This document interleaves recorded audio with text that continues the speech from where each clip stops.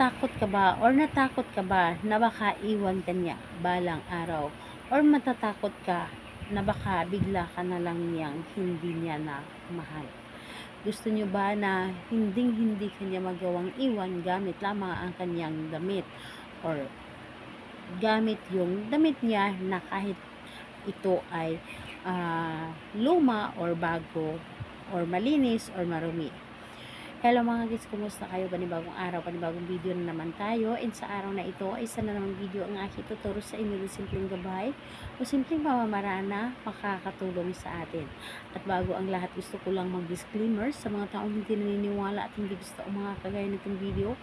Please skip this video and maghanap kayo ng videos na gustong gusto nyo. Dahil ang video na ito ay para lamang ito sa mga taong naniniwala and gusto mag-try.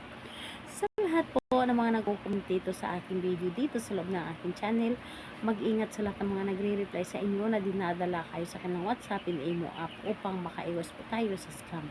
Ngayon po, ituturo ko sa inyo paano kayo hindi iiwan ng inyong partner.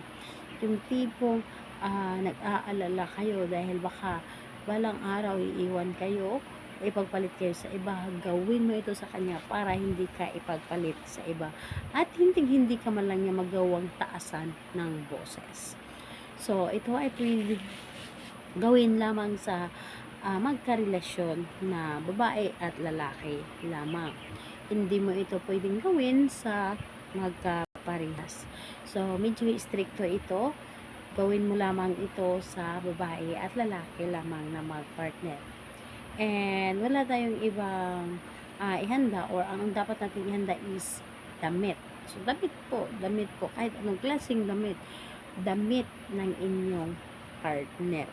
Pwedeng bago, pwedeng luma, pwedeng nalabahan, pwedeng hindi. So napakadali lamang.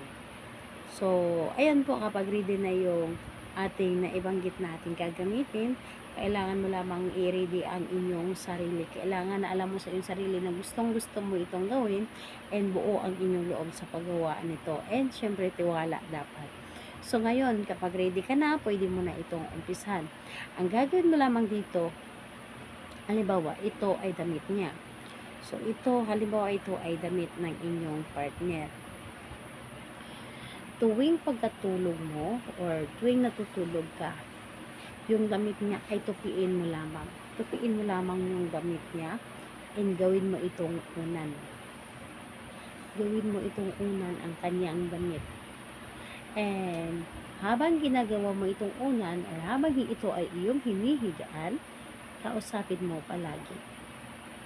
Kausapin mo palagi, halimbawa na lamang ay kung ano man yung pangalan niya, pangalan apelyido, hindi mo ako magawang iwan habang buhay mo akong uuwian. Ang iyong kaluluwa ay akin lamang, ako at ako lamang ang iyong mamahalin. Hindi mo ako tataasan ng boses kailanman, ako at ako lamang at wala ng iba pa. Kumbaga lahat na ay sasabihin mo kung ano man yung nais mo and ano man yung gusto mo. Yung tipong lahat na sasabihin mo para sa kanya. Dahil yan po ang ginagawa ko sa aking asawa, yung tipong ilang years na kami, pero never niya akong tinaasan ng boses. Dahil yan po ang aking ginagawa. Lagi kami magkakasama, ngunit hindi niya alam na hinihigaan ko ang kanyang damit.